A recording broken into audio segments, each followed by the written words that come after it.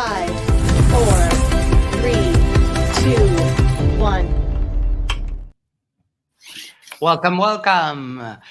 Part 2 of the reading of the 200 verses from the Bible attributed to the Flat Earth. We have Dr. J and Isa with us tonight.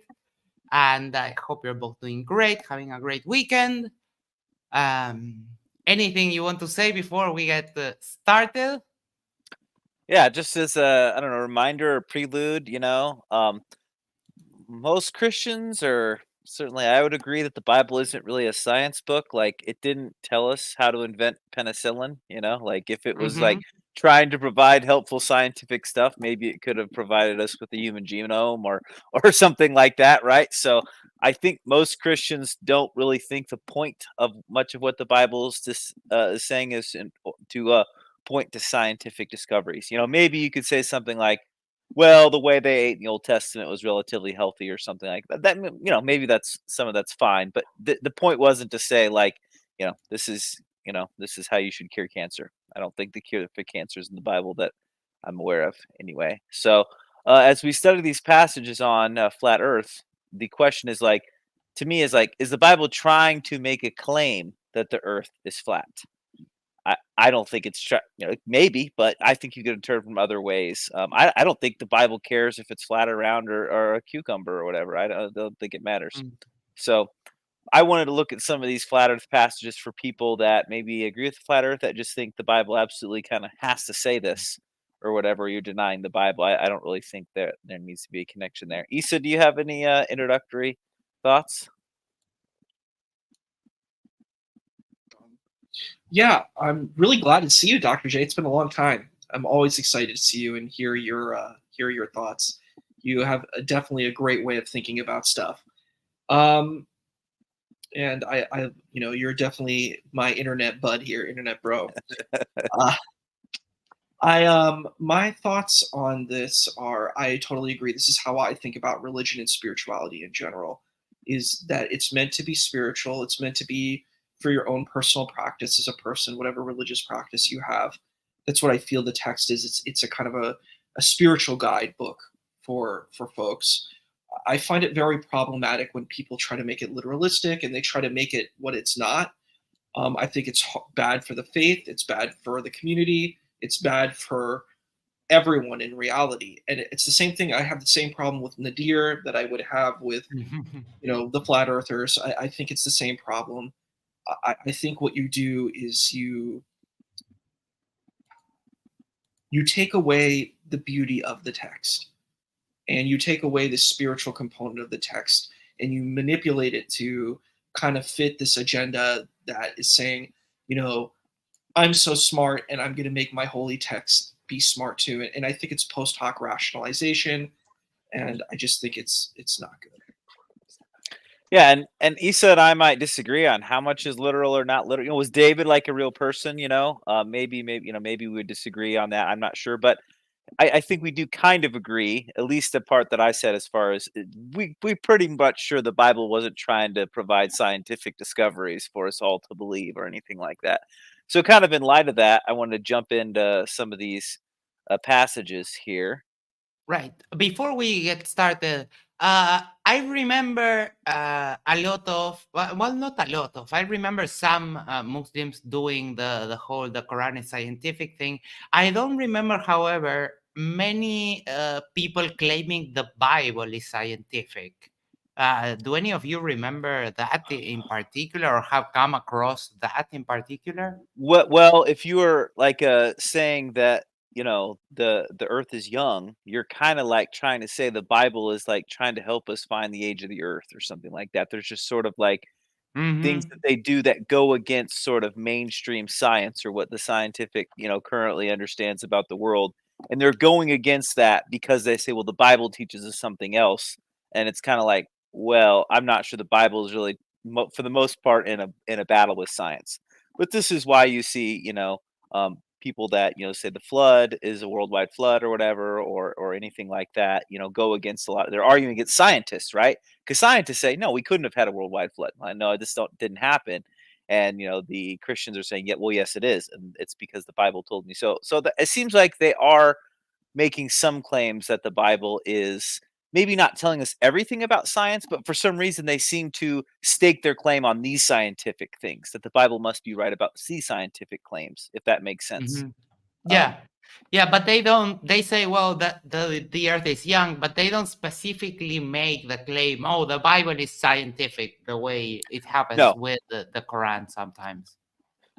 That's right. And the Quran, I think, Isa can correct me, but it seems like at least some of the scientific claims of some of the Muslims that we've seen maybe isn't the norm. Like it seems like Mhm. they're a little bit unique as well. Yeah. So I'm Yeah. sure you could find some Christians that think the Bible's the answer for all your health needs and don't go to a doctor. I'm sure that Christian exists out there somewhere. Probably. They do. They say frankincense and myrrh, and they'll go a lot of the essential oil spaces. If you know about the MLM essential oil spaces, they say, look, Yeah. all of these things are biblical sources, and they'll heal cancer and they'll heal everything. So you're right, Dr. J. And on the religious claims about science, I think some Muslims do take that, and they're actually Muslims who are flat earthers. I had someone who told me they're like, yeah, no, look, it's spread out like a carpet. It's literally that the earth is flat. So there are Muslims who take that. And I'd say the scientific things that we find in Islamic tradition, it's coming from the Greek scientific methods. Like Yes. all of embryology comes from Aristotle. We see all of that stuff that comes from there. So it's miraculous. And well, you just don't know history and you don't know science, and that's the problem of why these claims don't work, is because people they haven't done the legwork. They're just like, whoa, it's a long time ago, so it's amazing. And I'm like, yeah, but you need to learn about other cultures besides the own culture that you're from, Mhm. if you want to be honest. All right. Thank you very much. And Dr. J, you're leading the charge today. So Okay, well, I've gonna go ahead and share some of these passages with us. So we're starting out with chapter 9. So we went through the first 8 chapters already, and chapter 9 here makes the claim that quakes shake the earth, and it does not move. I'm not super sure why this fits with the flat Earth particularly, but it does seem like when the Bible talks about things, and we're going to go through this theme over and over again. Would if I said to Max, I said, the sun rises in the east, Max would be like, yeah, it does. Of course it does. Sure, yeah, no problem, right? mhm. Well, does the sun rise in the east technically according to Max's globe Earth model? I guess not. You know what I mean? Like technically, it's not really, moving or something like that, right? It's not really like a super scientific-y accurate way to explain the sunrise.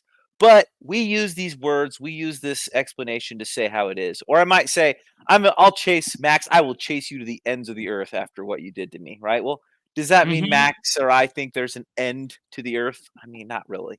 Does that Not make sense? really.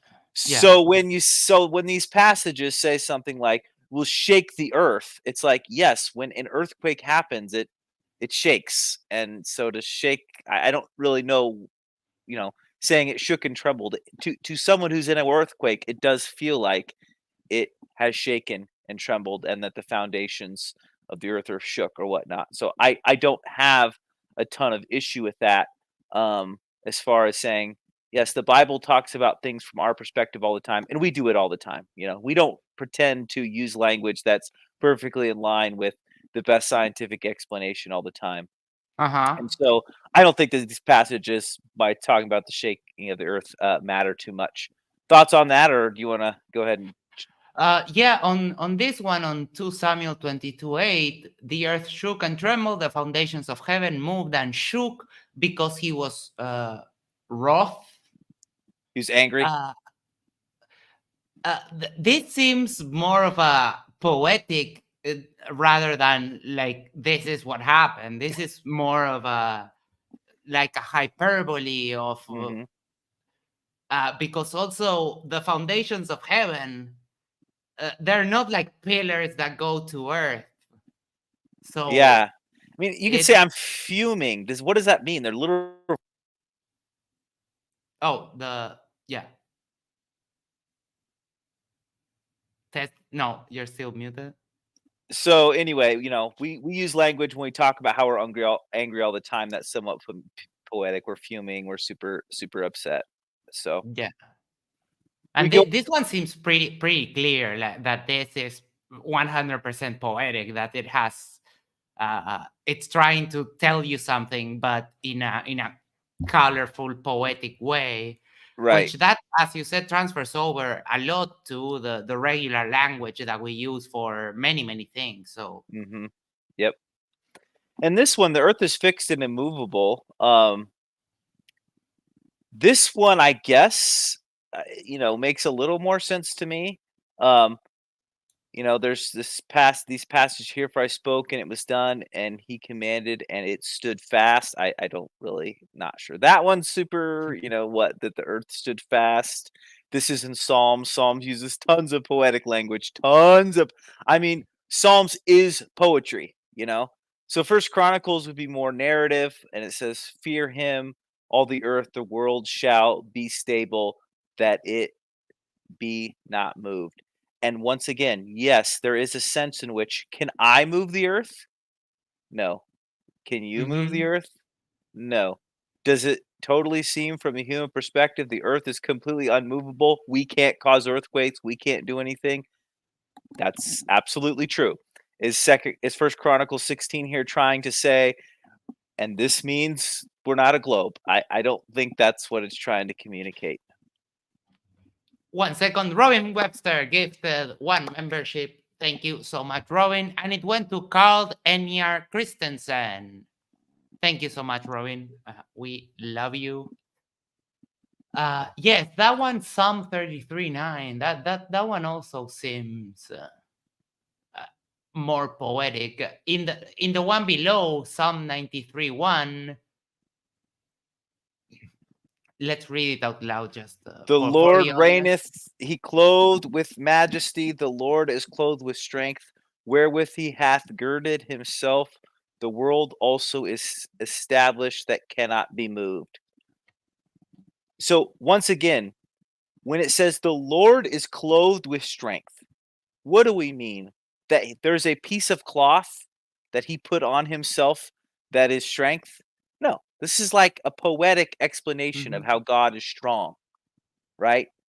And so when it says the world is established, it cannot be moved. If we took that as, if we took the clothing himself with strength as literally as the cannot be moved, I think this is not how anyone's understanding this.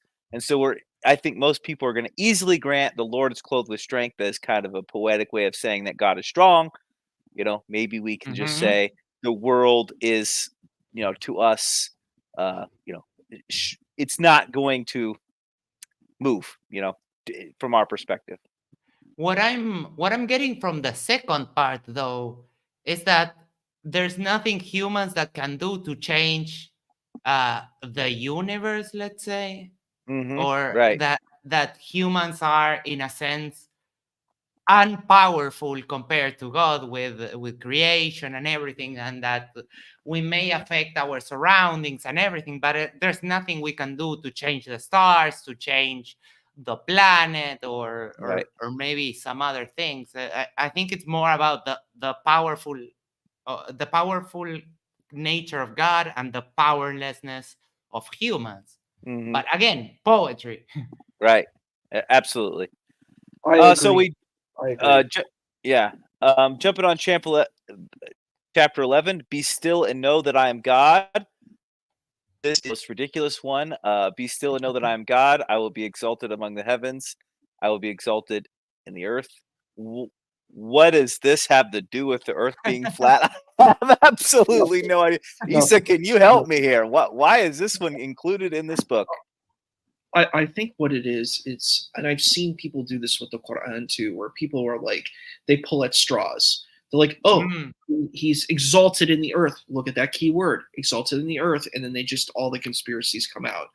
Conspiracy magic is a very powerful magic.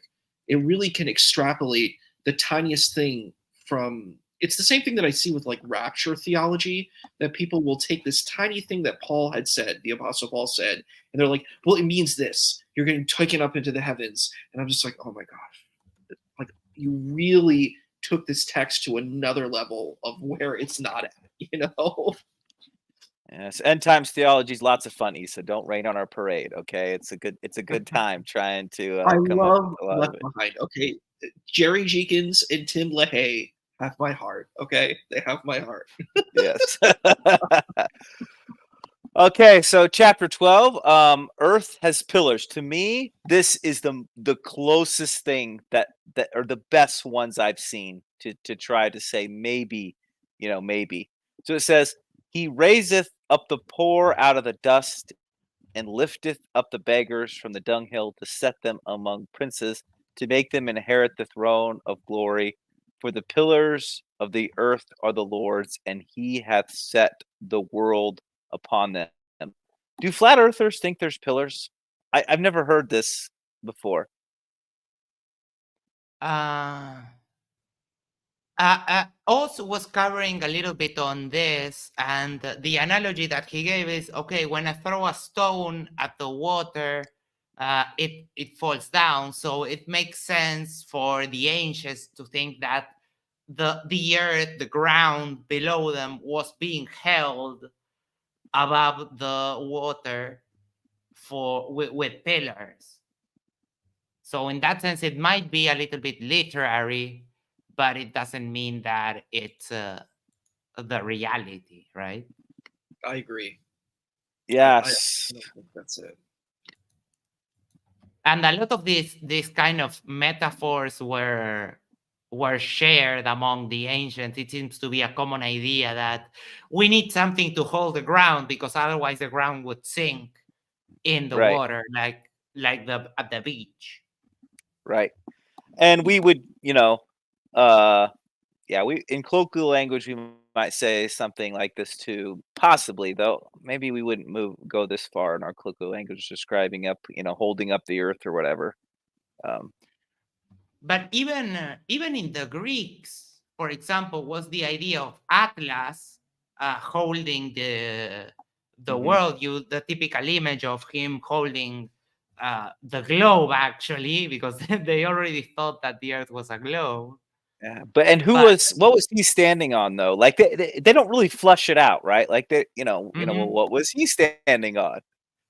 Yeah, and So his size and everything. It's like it's a whole thing. It's just an yeah, idea, a poetic idea of this guy being the pillar of the world. yeah. I assume no one thought, well, if we could fly up in the air, we would see Atlas's arm, holding on. From Yeah. above. I don't think maybe that's what they really thought, but I doubt it. Yeah. Um, A good I movie, agree. Atlas Shrugged. Good movie and good book. Atlas Shrugged, Ayn Rand. Yes. I think yeah, it's hilarious. I think it's interesting that I agree with you, Dr. J, that I don't think that they were like literalistically thinking it. It's just kind of an explanatory thing saying, hey, it's like how did cheetah get its stripes, or whatever, how did it get its pattern on its back? And they have this kind of fantastical story to tell you that. And it's just kind of a cool thing that I think these ancient societies had. I don't think people are so much different in times. Like we kind of focus on a lot of other things, just like surviving, living. So it's just kind of an explanation. I still think that this is the best ones they have, though. I mean, just the pillars of the earth does seem like it could be the most, if you interpret it pretty literally, the most. I think it's the best one. I don't know if you guys agree with me, but to me, Mhm. this is the best one that I've seen so far, It and that I seems, read when yeah. I went through this book. But then also, when you think about it a little bit further, it kind of clashes with the idea of the dome, because then the dome, does it have holes for the pillars? Does it go all the way around? Is it just like a half bubble? And if you dig below, can you go under it and get out? It creates a lot more problems, in my opinion. Yeah, that I was trying to think of a flat Earth model where they were, which they hardly have any, but like, so where are the pillars? They got to be there somewhere. If you're going to go with the firmament, being the glass dome, well, then these pillars need to exist. And how exactly does that, somewhat work? And I'm guessing they'll figure out in a way that we wouldn't be able to test whether it's right or not. That would be my prediction on how that goes. chapter 13, the ends of the earth. This one, to me, I don't know if we want to spend a ton of time on it, but this Deuteronomy. The Lord shall bring a nation against thee from far, from the end of the earth. So they're saying it's flat because it has an end. I think this is definitely poetic, just saying I'll chase you as far as it takes, or far and wide, or sometimes the end of the earth. People meant the known world, just where they knew of people, because or the parts of the world they knew. They didn't know of everywhere. But I don't think this is trying to say that there's an ice wall necessarily. It's just just as far as you can go. Yeah, and this also came up in the series during the week with us and ancient cosmology, that it was hard exploring back then. It was dangerous, and people had to put expeditions, and it requires resources and supplies and a bunch of people to go past a mountain, for example. So maybe to them it very well was the end, and they didn't know what was beyond that mountain ridge that you see over there. And you see a mountain ridge over there, the seas over there, more mountains that way, or maybe a desert that when you stand at the beginning of the desert, you look at the desert and it seems insurmountable, so they don't know. We have to take into account the mindset of the ancients for a little bit to see that, yeah, maybe they thought that what they could have easily transit around them, that was the world. And what were they supposed to say? I'll chase you to, as far as we currently know, and we've kind of heard some rumors that it's maybe a little further than that, but we're not sure. Some of them sound a little crazy. So, and we get conflicting ones, but none of us have been there. So I'll chase you to that far. I mean, of course, that's not what you're going to say. Even if they had a fairly nuanced explanation of how far they, of what they knew and how confident they knew of distances, just you're not going to explain that. You're just going to say, to the end, is the end of the earth, or whatever pithy phrase you're going to use in order to try to explain, as far as can be said. And so this particular chapter had a lot of verses where the ends of the earth were used, which is probably not too surprising. Yeah, and it's the same thing. And one thing I learned recently was that the style of poetry the Jews used at the time, at least at the time of the Old Testament, they didn't rhyme words like we do now. They didn't rhyme sounds. Mm-hmm. What they did was rhyme ideas. Mm-hmm. So that gives the most clear evidence of that is in the New Testament, where it's mentioned that Jesus rides in 2 donkeys. That's because in the ancient Hebrew, the prophecy for that has basically a double sentence about donkeys, because that's what they did. They rhymed the idea twice, but it doesn't mean that Jesus was supposed to ride in 2 donkeys. Mm-hmm. And I learned that last week, I think. It's very interesting. And I think they rhyme it parallel, but they'll also do opposite ideas as well, right? This and then the opposite of this. This and the opposite of this is a kind of another way.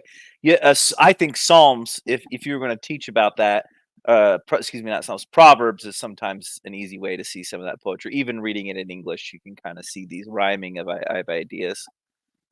Yes, exactly. The earth has corners. Do flat earthers think the earth has corners? I don't think they do, right? No, because it's sort of like a coin shape, so it would be round. So I don't know where they justify that. So saying the 4 corners of the earth for us isn't very hard, right? We're going to chase you to the very end, right? To every nook and cranny. You're never going to be able to hide anywhere. We're going to, from to gather you, disperse you, whichever one it is, in the very corner, everywhere you could possibly hide. Because if you're going to take this literally, then we need to have a cube model of the earth. I don't know, maybe this author does, but I've never heard a flat earther talk about it being some kind of square or cube or anything. Square, yeah. And also that idea of the 4 corners comes along with the idea of the 4 winds, the north, south, east, and west winds that that maybe that's where they thought they might come. If you get 4 directions of wind, then you might get an idea of 4 corners, but it kind of lies a little bit in the face of the coin earth that they believe it is. So Yeah, in Revelation here it says, "And after these things I saw 4 angels standing on the 4 corners of the earth, holding the 4 winds of the earth." Mhm. Do they think there's an angel holding 4 winds somewhere? I mean, you need to be specific on how you're interpreting this verse, that this helps you get to a flat earth, but then you somehow probably don't believe that there's an actual angel standing there holding the 4 winds, you know? These 4 angels, they're not the 4 horsemen, and these are just regular angels, right? I believe so, yep, these are not the 4 horsemen. Okay. Any And I thoughts, Isa? Yeah, I think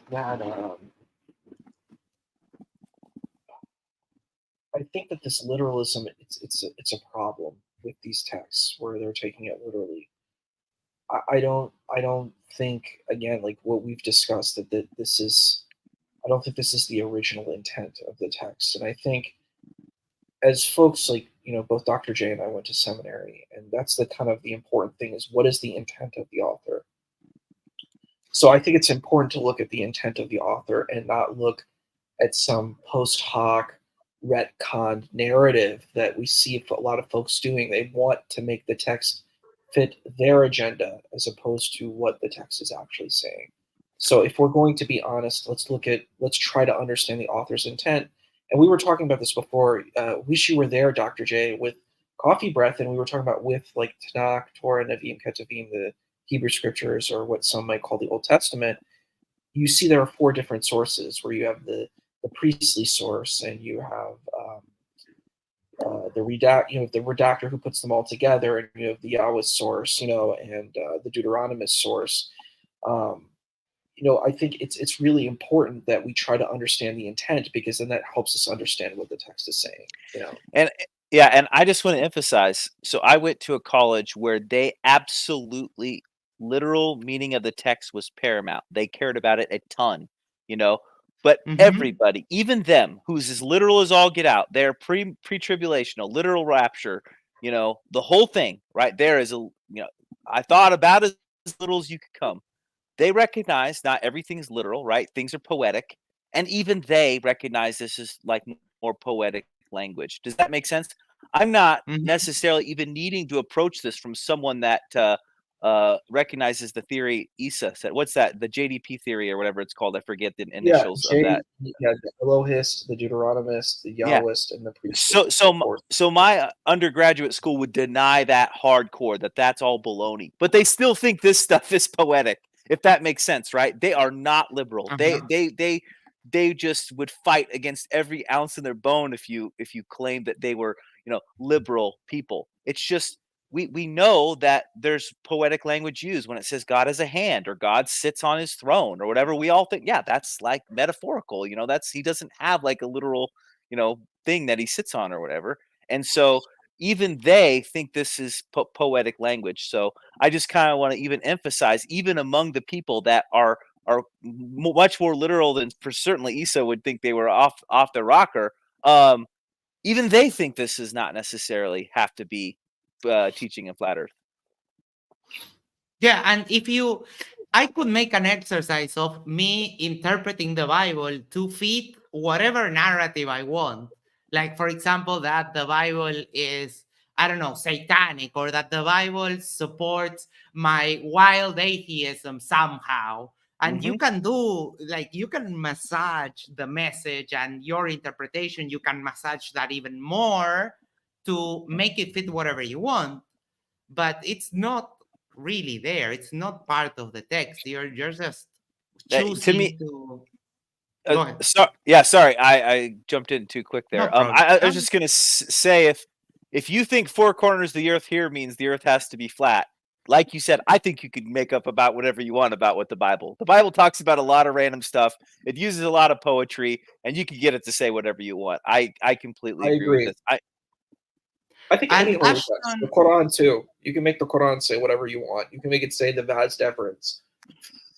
Ashton brings up this point that flat earthers are pretty convinced that everything relates to the flat earth. And yes, we have seen that in, for example, John Taking Back Eden. He says that the model of the biblical flat earth with the dome and everything, that the eye represents that too. And it's like, well, no, the eye is just an eye, and eyes are like that for an evolutionary reason, not for anything having to do with the flat earth. Not everything is about the flat earth.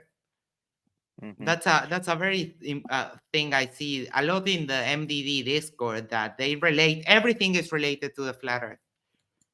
I And like Tyler- taking back Eden. I hope he's still around. I enjoy chatting. with him.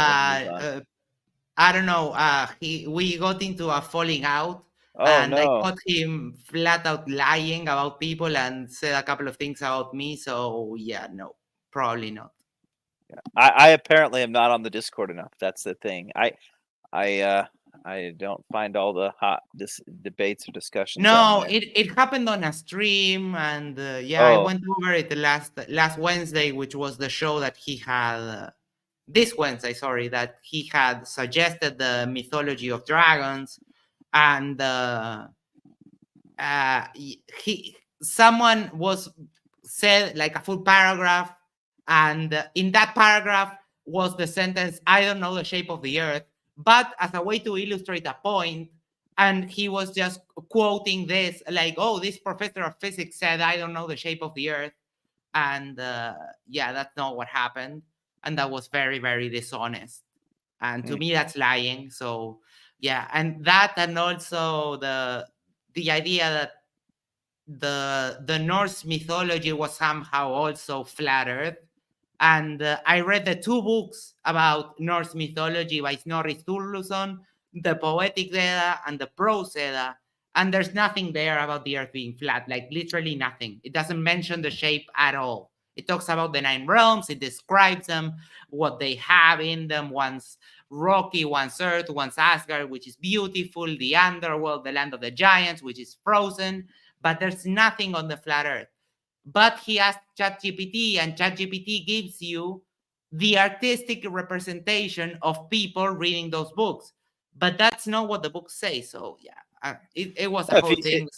He could ask ChatGPT where it got from, provided him direct quotes. He should have been able to dig down even with ChatGPT if he wanted the evidence, right? Well, yeah, he can also ask ChatGPT if the earth is flat, and it will say no. Mm-hmm. Right. So yeah, I don't know. I don't think he will. I'm way nice on the lying thing. I think we as humans have an incredibly ability to deceive ourselves, and I might be doing it to myself. I totally recognize that, and maybe some things I say or have said in the past, or maybe will say in the future, will, in retrospect, be obvious that it seemed like I was lying when at the time I was just able to deceive myself. So I tend to be pretty generous on that. And I don't know about this issue, so you could be right. I don't want to, say you're wrong about that. I'm just saying, in general, I tend to be overly nice about that stuff. Yeah, but the second part, I try to be nice too, and I try to give at least the benefit of the doubt. But what happens is this, and I'm going to share my screen for 1 second, is that what was said in that stream is like, I'm not denying reality, like I never said, and it cut out. I'm not going at this time saying you're wrong because you don't believe the earth is a globe. I don't know what the shape of the earth is. I don't know. And the only way we find out is by asking questions. So he was making a point. He was asking questions as if he didn't know. And what he quotes, and I've been sending, every time he does that thing, I send him this exact same thing on the Discord. And I don't know, he just keeps at it, and that is pretty dishonest to me. I'm sorry. Yeah.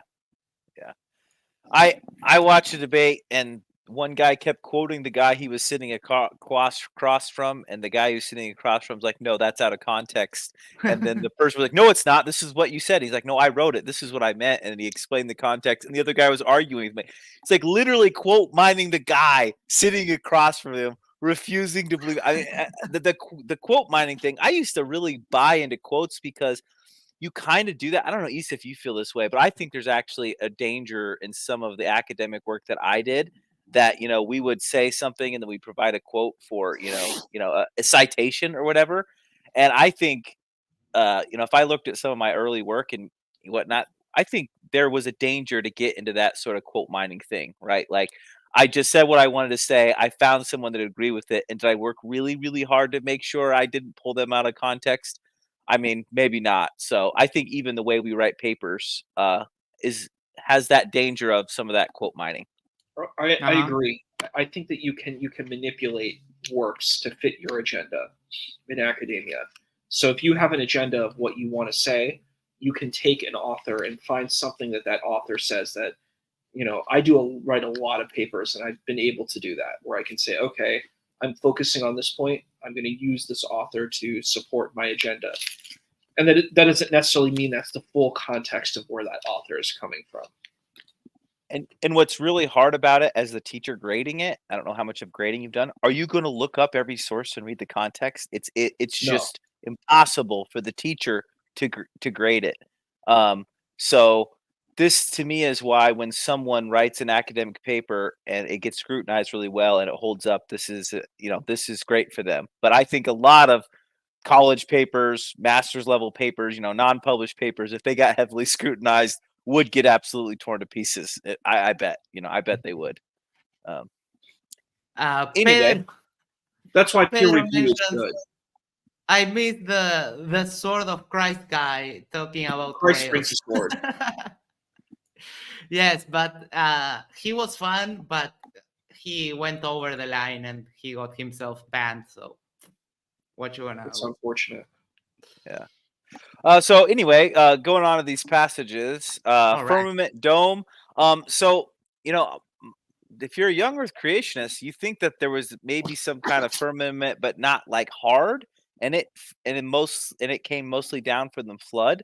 But I don't think a lot of Christians see this firmament as necessarily like a hard piece of glass or plastic or something like that. It's more like weather or atmosphere or something like that. Does that make sense? Uh-huh. And So the windows of heaven were open there in Genesis 7. That's always seen as like poetic. I mean, the windows of heaven, like they think that the glass dome opened and water got poured into it. I'm not really sure what they are trying to say that means. Maybe you guys know. no, it depends on who you ask the idea, but I've never managed to understand if the dome is one thing and then on top of the dome you have the firmament, which would be, I don't know, sort of like a cloth with the lights on it for the stars. So it gets really, really murky because they never describe it in detail, because flat earthers, the one thing they will shy away from is giving details, because as soon as they give details, you can press on that and find the flaws in their thinking. So I've never really understood the idea if the firmament is the dome or if we have the glass dome and then on top of it we have the firmament. It really puzzles my mind. I think a much stronger position is globe skepticism more than flat Earth. You can say, "Hey, I don't agree that the globe is what they say it is." Fine, you want to take that conspiracy, but to say that the Earth is flat, I don't know. I think that's just really hard. It's a hard position to stand on. Well, and even just saying, well, it looks flat to me and I'm just going to go with that. That seems not crazy, right? Like, hey, it looks flat to me. I'm just going to roll with that. Okay, that's fine. But to me, what gets a little harder is being like, well, the Bible absolutely proves this, because you're going to have to explain how these passages all work together.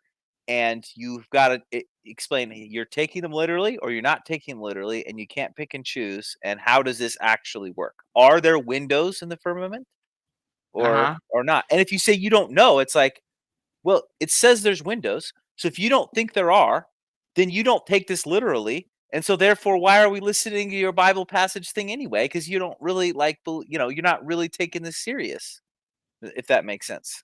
It does. Yeah. And I would also add to that point that I think you need to be a biblical scholar too. Like, it's not just I'm reading King James English translation, and now I'm an expert of the text. I find that to be really disingenuous and problematic. Like, I honestly think the King James translation is a really beautifully written, like, it's a beautiful text, but I can't say that's the best translation from, the Hebrew and the Greek, but it's a beautifully written translation, and also it has a very British aspect to it too. And I'm like, you're not an expert on King James text, you're not an expert on the Hebrew, you're not an expert on the Greek, but then you're telling us that you know what the text means. I find that to be just it's disingenuous. And really, I would argue, like, even if you're not an expert on, King James or the Greek or the Hebrew, just like consistent hermeneutics doesn't let you get there.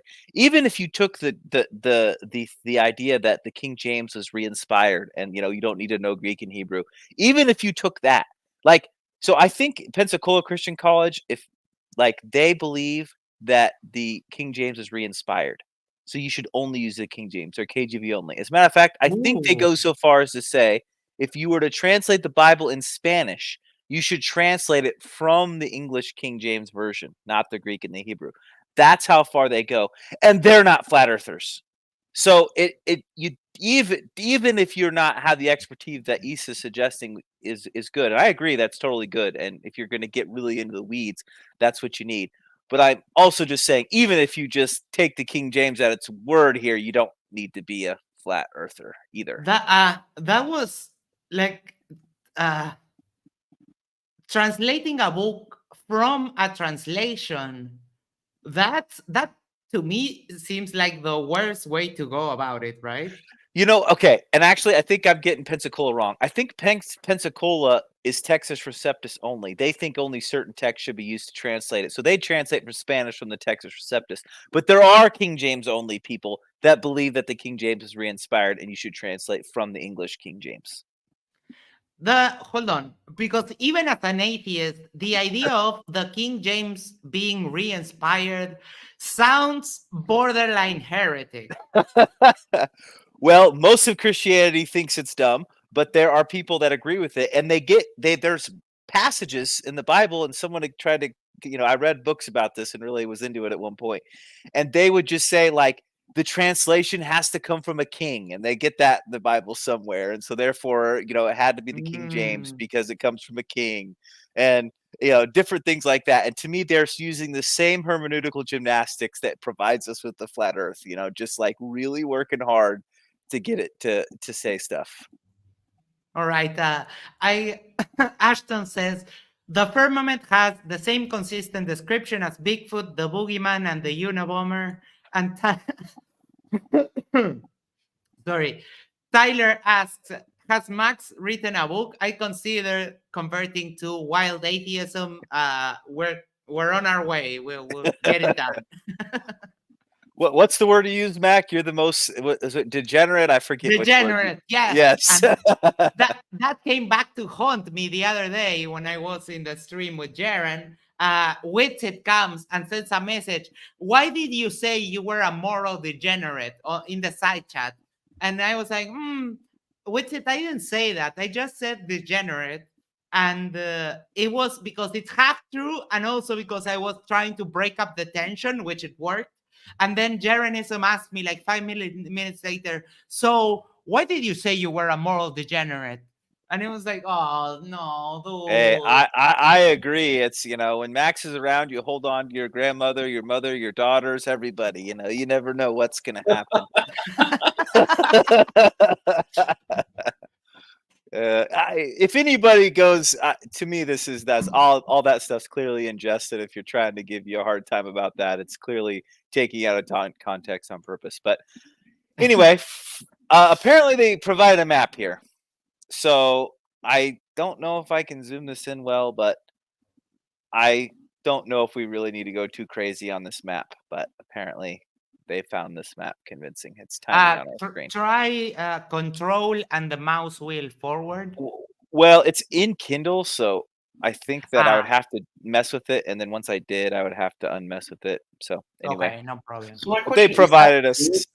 Is that world model even flat? Is that world model even flat? It doesn't look flat to me. The ground is kind of flat, and then it gets ground on the side, and then there looks like little legs, which I guess are the The pillars, and pillars, then yeah. there's water all around on the outside and underneath, but I am not sure what the water's sitting on, so I don't know how that's I did working an out. exercise once, and you have to either believe in gravity, holding that water there, invoke Mhm. magic, Yeah. or you need some kind of holder for the water. So you need, at the very least, you need two domes. And Yeah, which so is maybe does the dome go all the way around?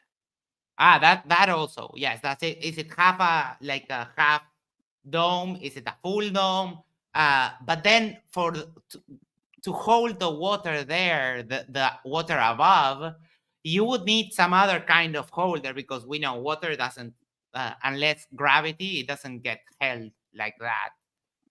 So yeah, it gets tricky when you start looking at this. Yep.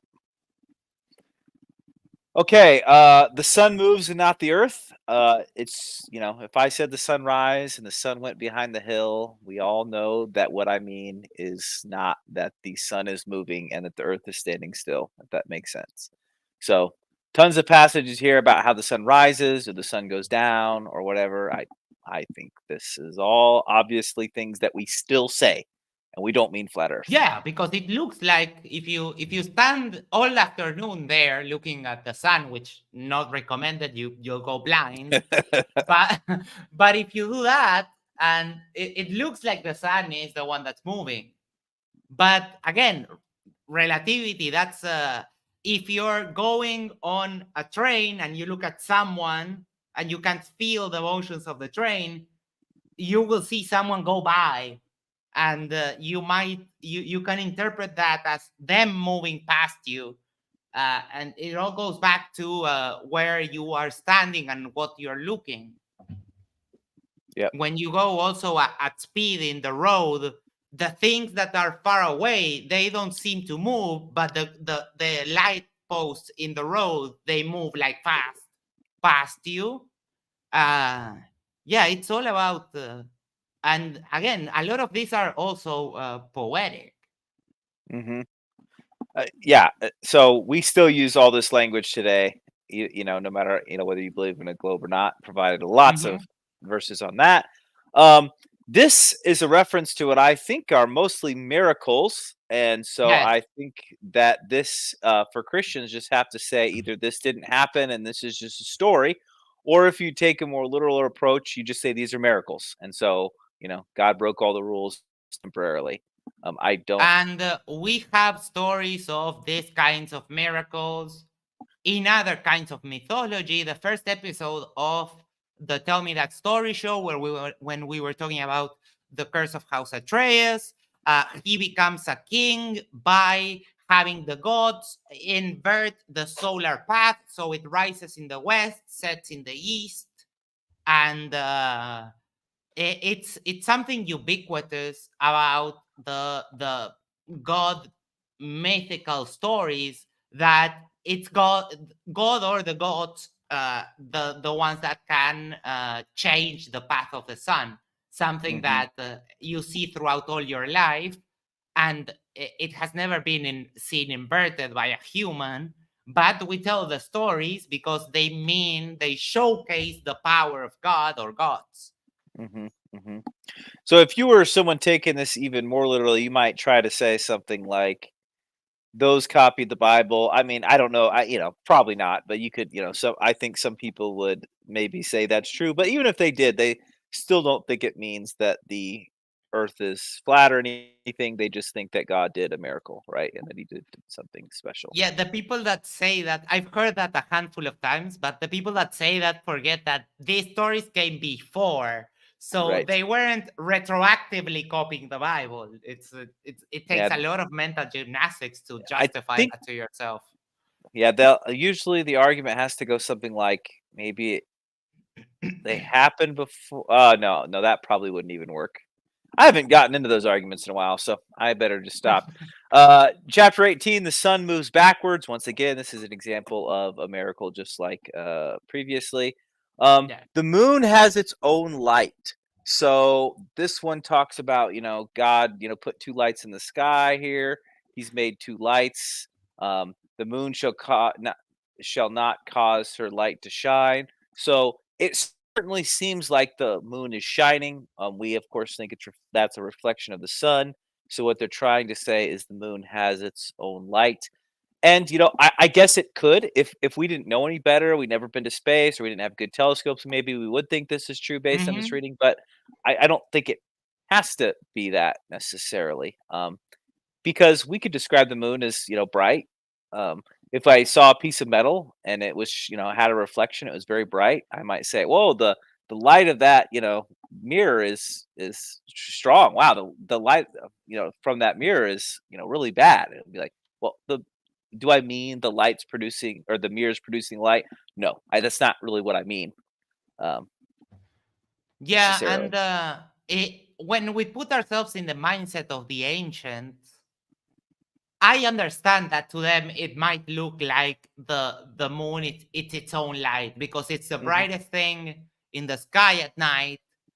Uh, And what's but interesting is we found the other not as bright things do have their own light, right? yes, The other stars do. So it's that would have been hard to guess just looking at it. That would have been really yeah, hard to and predict. the telescope came thousands of years later, Hmm. and that's when we got a more precise idea of what the moon might be. Hmm. But yeah, it's understandable that the ancients thought that the moon had its own light, but it doesn't mean that it is its own light. Hmm. Right. High altitude perspective. I have no idea why this is even in here. This is just talking about a tree growing. It reached into the heaven. Like, I'm pretty sure they're just saying it's tall. It looked way it's way up in the sky. So I I don't. thought this one might bring that part of the Job story that they go onto a mountain and they see all of the earth. But even early Christians understood the story of Job as an allegory, as not like a Yeah, true do they think story. he really went into heaven necessarily? Maybe, maybe not. Probably not. And even flat earthers think you can only see so far, right? So if Job were on the top of a mountain, it would have to be a miracle for him to see far enough to see everything. So it doesn't really even work, right? I don't, when you usually have these debates with flat earthers, they think the eye, only can see so far. So if he didn't Hmm. have a fancy telescope, his eye could only see so far. So it's kind of impossible for him to see everything anyway. So, I don't Well, know. uh, that idea of how far the eye can see, that is something they put there because they can't have the truth, which is you see as far as you don't have anything blocking you, and as far as the angular resolution, as far as the object is not as far as to become so small that you cannot resolve it. That's Hmm. that's how the eye works. That's why we see the stars in the sky. Right. It's because they are of a certain width and height that we can differentiate them from the background, But but I we don't think, see farther than the star. I mean, the eye doesn't have like a hard limit. Okay, you see until this point, but don't and flat earthers think there is a hard limit? yes, they do, but Okay. that's the reason. It's because they can't have the truth regarding vision, and we Mm, understand vision pretty in pretty depth. They to the point that they can carve your eye with a laser and make you see well. So mhm, right. at this point, that they're just denying that. They say, "Oh, we don't understand light." Yes, we don't understand light, but we understand vision, like pretty Mhm, in depth. right. Going on here, it says everyone sees Jesus. So in Revelation, it says, "Behold, he cometh in the clouds, and every eye shall see him, and they also which pierced him, and all kindred of the earth shall wail because of him. Even so, Amen." So it's just like saying everyone will see Jesus. Meaning, I think what they're saying is the earth has to be flat because when he comes back, we all have to be able to see him. But once again, if you can only see so far, this wouldn't really even work, right? They don't actually think someone in Chile and someone in Canada are both going to see Jesus at the same time when he comes back. I don't think, anyway. I think that's seeing too far. Maybe it's not. I'm not really sure. But the way this was described to me when I was learning end time stuff is the reason everyone will see him and is because we'll be able to see him on our phones. Meaning, like, you'll all be able to see him. So if you take a very literal interpretation of this, he literally comes back in the sky. What some Christians would argue is, no, it's because there's going to be cameras on him, and we're going to see him through the cameras. Which could be, would everyone be able to see him if he came to the sky? I guess they would in a flat Earth model, wouldn't they? Everyone could see the sun. Well, kind of. No, everyone can't see the sun at the same time. Would it work? Not really, no. No. Okay. At a certain distance, the atmosphere becomes opaque, so you don't see it or the light gets so refracted that it doesn't reach you. The way I interpret this is maybe it's a miracle, maybe it's an apparition that happens to everyone at the same time, and you don't have to put any other justification other than that, and that seems to line up with how I would read the Bible more of a. Yeah, it could totally be a miracle, and other people think that the return of Jesus tends to be a spiritual thing completely, and they don't actually believe in a literal return at all. I mean, that's another option. A lot of Christians do believe in a literal return of Christ, but this certainly just could be a miracle, or seeing him through screens, or when Jesus comes back, it's like God breaks the rules all the time in the Bible. So if it just seems like breaking the rules seems to be like a complete option here. New Jerusalem, the huge cube. It does seem to. It's proving time. The devil made me do it. If it's on our cameras, it would be easy to dismiss as CGI. That's right. Well, you know what it says? I think it's in Matthew that those who claim to have known God, God will say he never knew you. And it's because they will dismiss the CGI of the cameras when Jesus comes back. Maybe that's what that's referencing. Jerusalem's a huge cube. I don't know what this matters. If there is going to be a literal city in the end times, what shape it is. Does that mean the Earth's flat? I don't know.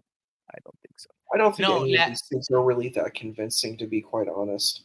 It's poetry and spiritual. It's like there's really no claim. Even the pillars, I'm like, okay, well, you want to say that you can't say the Earth is flat, but maybe you could say the Earth is not the globe. Like, there's nothing. I mean, what does flat mean? Can we even define what that looks like? What is flat? Is it flat like a pancake, or what is the level of flatness? It's not even clearly defined what that is. But that's why they put the topographical. They say it's a flat topographical plane. That's how they kind of weave around. So what about mountains? Are mountains flat? That's part of the topography. So the base is flat, and then you have the topography. You have peaks and valleys and places which are lower than sea level. But yeah, that's how they do that part to justify. Is that flat though? I mean, like, it's just such a weird definition because that doesn't sound like flat to me. I mean, it sounds like fantasy. It sounds like someone who's writing a film and they're just making up a fantasy and they're like, this is like my fantasy world that I'm creating. It doesn't really make logical sense on any, I mean, the thing that I hear is Neo-Tychonian model, kinematic equivalence, but none of this stuff is really telling me, because what you have to do is not just like, I'm going to do an experiment with Faraday's cage and with looking at the ocean. You have to do something much deeper than that if you want to like prove your case. You first have to be really advanced in this stuff. You can't just be a rhetorician. You've got to like understand. You've got to be like what do they call that? A typographer. You have to have those skills of understanding layers and being like a paleontologist. You have to understand all of this stuff, and they don't have the skill set to do these things. I don't think, like, Dr. J and I know this. Like, we have our skill set. We have what we're specialists in. And we did a lot of work to become specialists in the field that we're specialists in. And this is the problem when you're like ridiculing academia and just saying, college and all this stuff is is ridiculous. I'm like, there is something about college. You have to work really, really hard to like pass exams, to do all of this stuff. When you don't have to do that, you don't have any stress. You don't have any, you don't have to go through the gauntlet to do that work. And you're just like, you get to read books. I'm like, that's awesome. Reading books and not having any of that tension and stress that is put upon you. It creates, I don't know. It just seems like there's this real kind of ego and arrogance that comes out of it. Like, you know, who didn't do that work. And I am empathetic that you don't really have to go to school. You could just read a bunch of books and get really good at this stuff, and you don't have to have gone to college to know a lot about it. But usually when the person who is not an expert in their field says everyone in this whole field is all completely wrong, it's like, maybe, you know, but you're going to have to really convince me, sure. you know.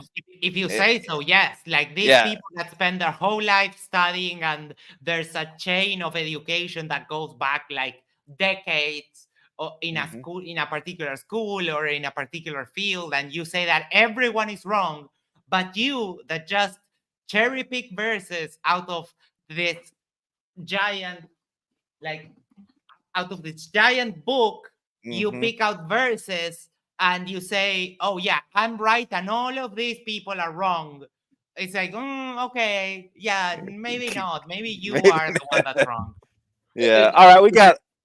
And Dr. J, what I feel about that point, you're right. You can really learn about that stuff, but I would say, okay, I would have a humility though. I'd be like, look, I'm not an expert. I've spent a lot of time studying this, but I haven't gone through the gauntlet. I haven't done all that type of work. I do have an understanding of it from what I've understood. And I think that's really great. But the problem is these people are acting like they're specialists in these fields. That's the issue. They're acting like they're the specialists in the field. And like all three of us, we dabble in stuff like in science. We've studied science to a degree, but we're not claiming to be the specialists in the field. We're not going out and saying, hey, I'm going to go and do physics. I would never do that because I'm not a specialist in physics. I'm going to go to the specialist in physics, you know, the person who did all that work and all that time and all that investment. I'm going to go to Max to talk about computers. Max knows computers. He invested his time. You don't have to have a degree. I agree, Dr. J. You can spend a lot of time with something and really gain a specialty in that. I agree, 100%. Like Sierra was a video game company back in the day from the 90s, and they created these amazing point-and-click games. A lot of people, they didn't go to like traditional college. Like they may have went to a tech school or something, but they were the pioneers of making these games better than anybody else, you know? So I agree with that. And they became specialists in that field. And what I'm saying is you need to do the investment and do the work of becoming a specialist. Like, I'm not going to talk about physics if I don't know how to do mathematics. If I can't do the equations like Gauss's law, I can't talk about Gauss's law if I don't know how to do that equation. I'm not going to claim that I can do that, you know? But a lot of flat earthers, they have a severe disdain for the education system. They see it as indoctrination. They see it as you bending down to the man, and they don't see the value of education. And a lot of them, they mock people that have titles. They mock people that go to college. They mock people all the time for getting an education and striving to be better. And that blows my mind. It's like, okay, what are they doing? If you got the education, kind of education? No, they don't. That's most of them. I've never seen a flat earther with a degree in anything. But they're claiming that they have education. I'm sure there's got to be some. Yeah, that's got to be. They're claiming that there's some kind of education. They're claiming that they're educated on this. They're claiming that they know all of this stuff. They know Neo-Tychonian model. They know kinematic equivalence. That's coming from in Gauss's law. It's coming out of these physics books. So they are doing some kind of education. So the problem is, if you want to discard education, then you're going to have to use a complete different modality. You're using the models of education. You're just not taking the long route. You're taking the short route. All right, a few more here. It says, this is super great. They pulled a really, okay, Isa, I'm not familiar with the Matthews version. And as I read it to you, I think you'll find out why. And Vrias said, Vuntu Doid so this must be a really old English where they spelled things differently, right? Like it's so far back. I guess this must be before the Tyndale Bible. I mean, this is a reach before the King James Version. The spellings are all weird, and it says, Mhm. "And my Lord," supposed to be something else, Joab or something. And the Sarentiza, my Lord, whatever in whatever upon the flat earth. So they found the words flat earth in a super old translation. But the King James translates it open plain, I believe. So I mean even here the King James doesn't even agree with them. It just seems like they just found the words flat earth in some Bible translation somewhere and then brought it to us. Because you can see here it says, "And the servants of my Lord are encamped in the open fields," whereas here it's onto the flat earth. And so they're arguing that this is saying flat earth and that this is translated open field. So I'm not sure if they're saying like maybe the Globers got to the King James translators or what happened here. But Yes, definitely. They would say, yes, it's a conspiracy. They made them change it. yeah, I guess I'm not But sure. again, even that conspiracy falls out the window because a big part of the conspiracy is that they're hiding the flat earth to hide God from you. But again, this is a Bible. This is not trying to hide God. So the conspiracy gets even deeper as to like, oh yeah, even this Bible, this version of the Bible, which is the one they mostly refer to, this Mhm. Bible, you cannot trust it somehow, or there's a like, I don't know, there's a double think there going on with this in particular. This is amazing. Yeah, so this translation I just googled it 1537. The King James was 1611. So yeah, about 80 Mhm. years prior to the King James. And actually, the original King James of 1611, if you've ever read a 1611 King James, it has a lot of weird spellings and it's hard to read as well. So usually Mhm. people say they're King James only and they got to be 1611. They're not really because they look at the ones with the updated spellings and whatnot. But anyway, I'm going into a King James deal there. So I'm just guessing that maybe our friend Matthew mistranslated this, possibly seeing that he's the only one they could ever find that translated it this way. Maybe he believed in a flat Earth. Who knows? Next Mhm. chapter: creation worshippers.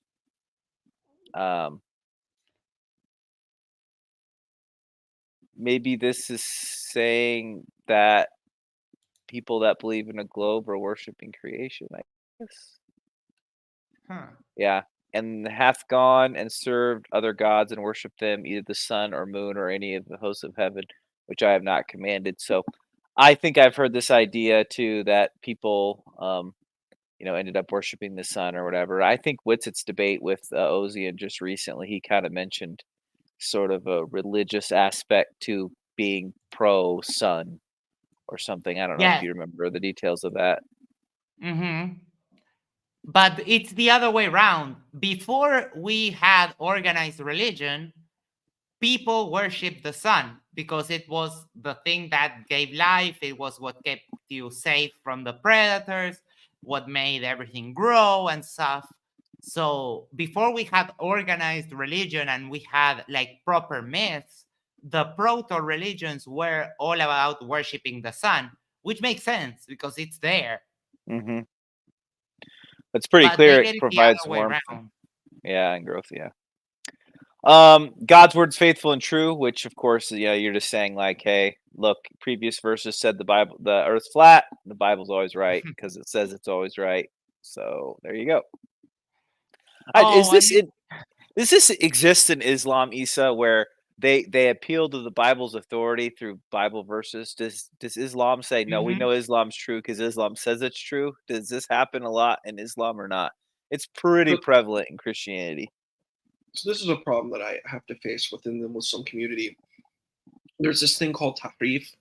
Tahrif means corruption. So modern day Muslims say that the Tanakh and the Gospels, it's called Torah and Injil. So you can probably tell what Injil is. It's in Evangelion, so it's the Gospels. So Mhm. the Gospels and the Torah are corrupted by man.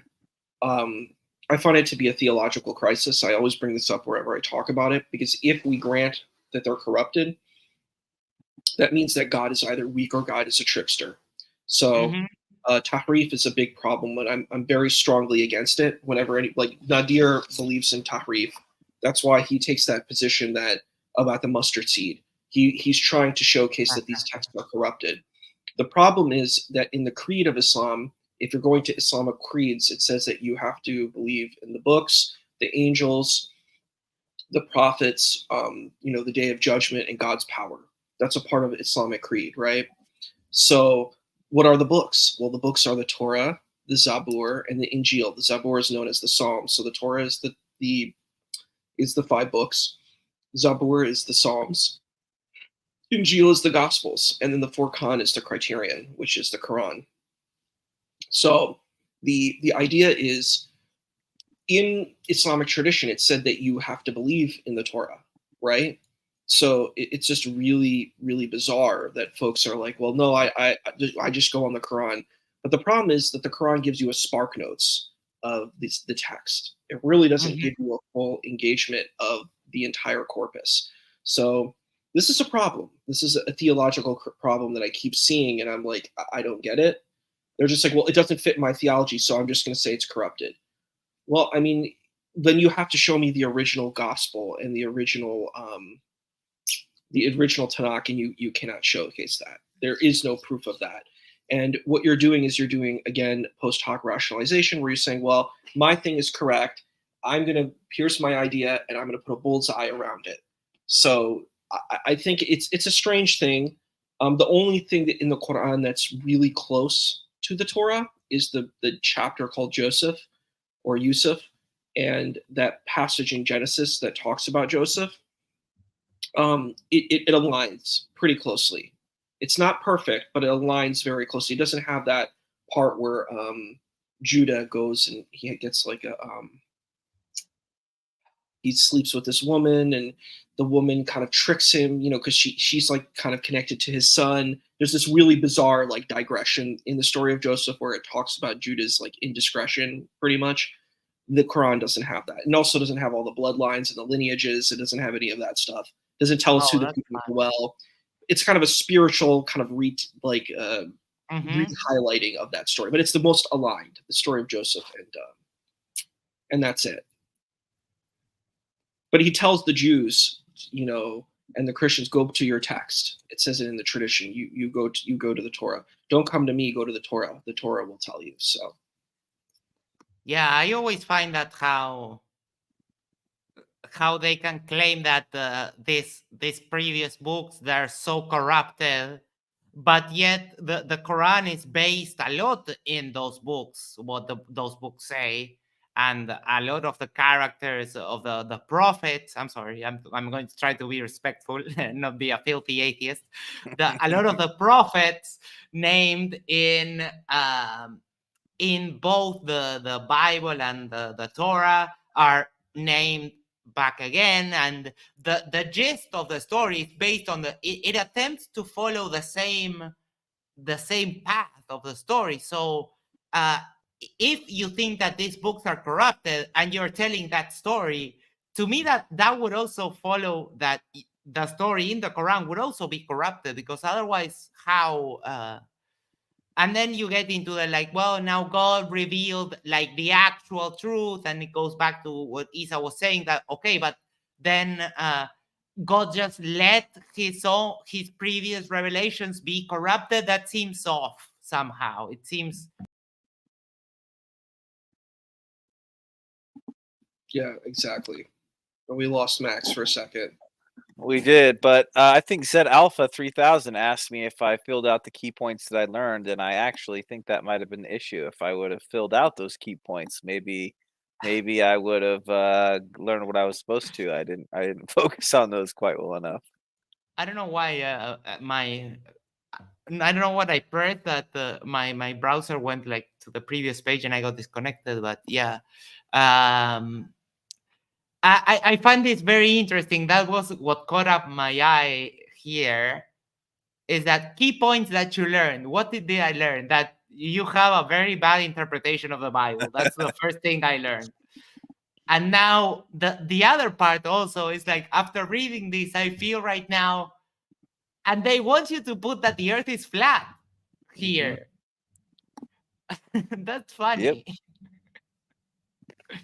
I feel fine. I feel okay. I'm not sure. Should I be angry at this book? Should I feel giggly at the book? I'm not sure. I maybe could find some words, but I'll have to work a little harder on my end of book note taking. Yeah, those are the notes I would put. It's like, I don't like, on key points, I would put, I don't like your interpretation of the Bible. I think it's wrong. And I would put that the Earth is not flat on the second column. What would you put, both of you?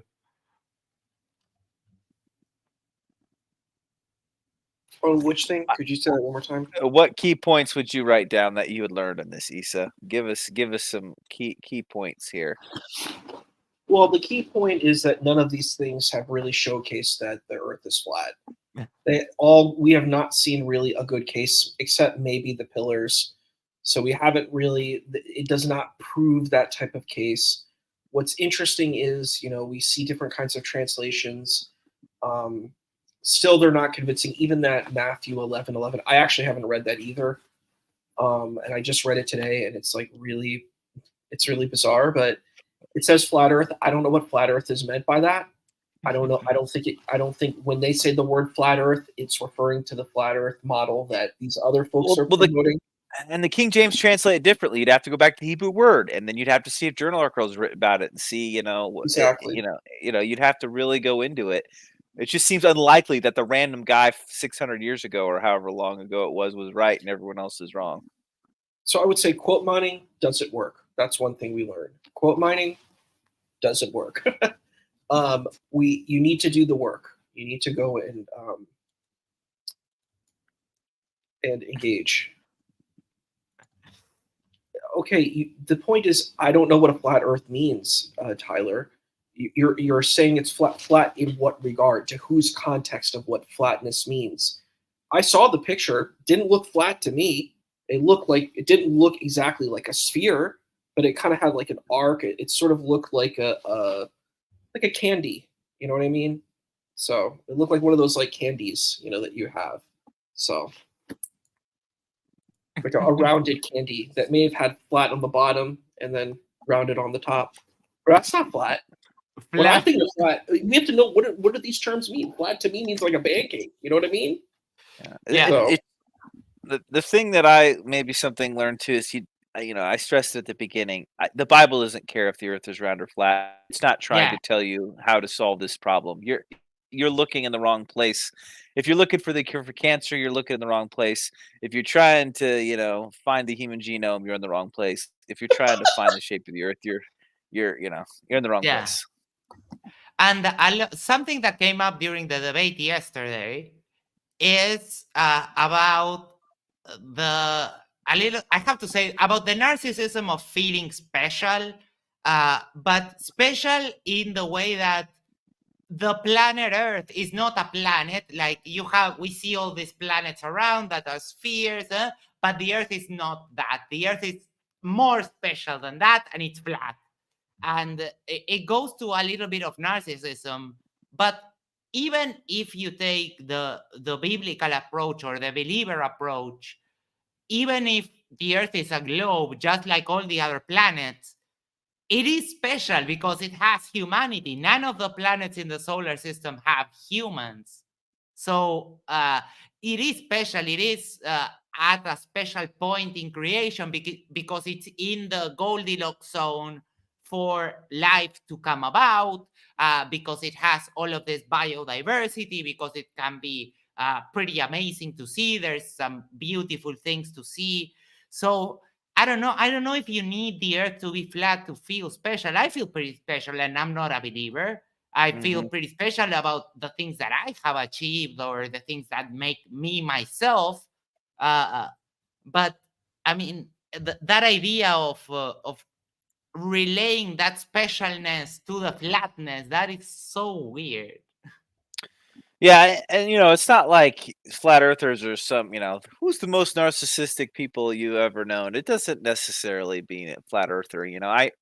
I don't know. We all like feeling special, and we all figure out ways to feel how we're special But in our own. they're way up there in the narcissistic May, scale. Yes. maybe I don't know. I think we do like to feel special. I think sometimes we as the you got to be careful. Like, well, I'm especially good because I'm not a flat earther. I'm like a genius. I can see through. You can almost pull yourself the other way if you're not careful of seeing how awesome you are. That you can, that if you think you can see through everything. So anyway, I hate to throw too much shade about people's personal character on these things. We had Billy Bob, right? And he was a flat earther. Now he's not. Billy Bong, whatever how it goes by.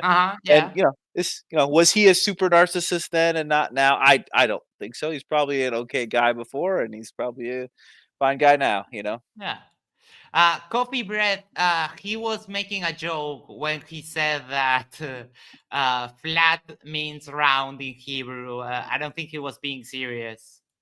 Yeah. We've been making jokes all day, and for example, take this one: flat is dynamically equivalent to round. Yes, there's a Yes. kinematic dynamic equivalence between flat and round. That's Do you know what else I think is funny? I feel like it's like you go to the flat prom, like everything is flat. Like for some of these people, are like, dude, I'm gonna wear like flat costumes, flat everything. It's like there's this obsession with flatness, and it's like Yeah. everything has to be flat. You've seen those movies where you have like the characters that are kind of obsessed with a certain theme. I think some of these people would be too. They're like, when I have a wedding, it's gonna be a flat wet cake. We're gonna have a flat cake. Ah. Everything's gonna be. I'm telling and you, with a dome.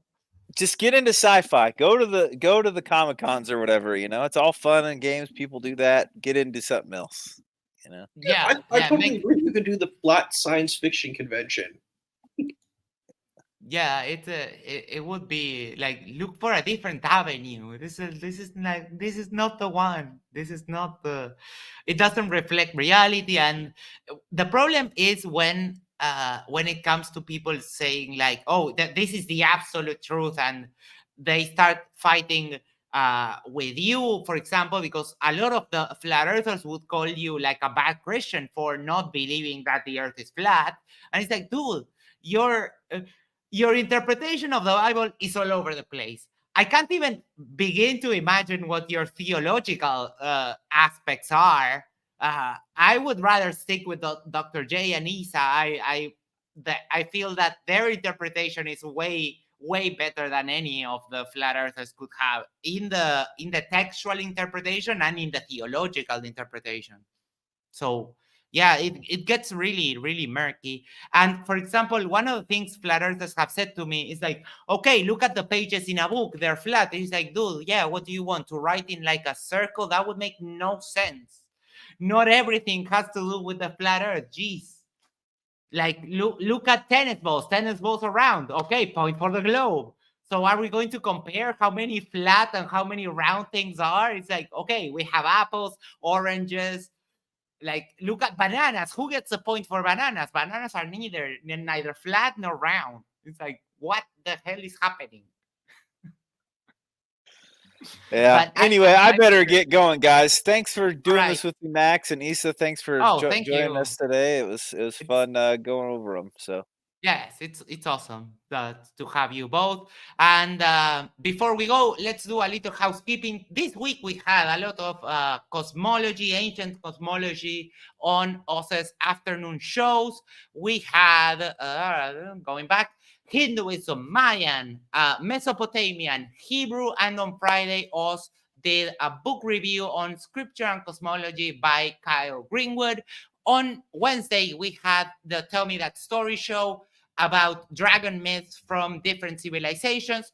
Next Wednesday, Isa is taking over the main chat duties for the Tell Me That Story show, and he's going to narrate us one of the stories from the book of the 1000 Nights and a Night. So this is going to be part 2 of that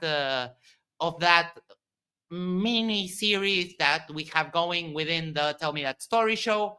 And well, today we had part 2 of the flat earth verses in the Bible. Thank you, Dr. J. Thank you so much. Isa, any final messages before we go?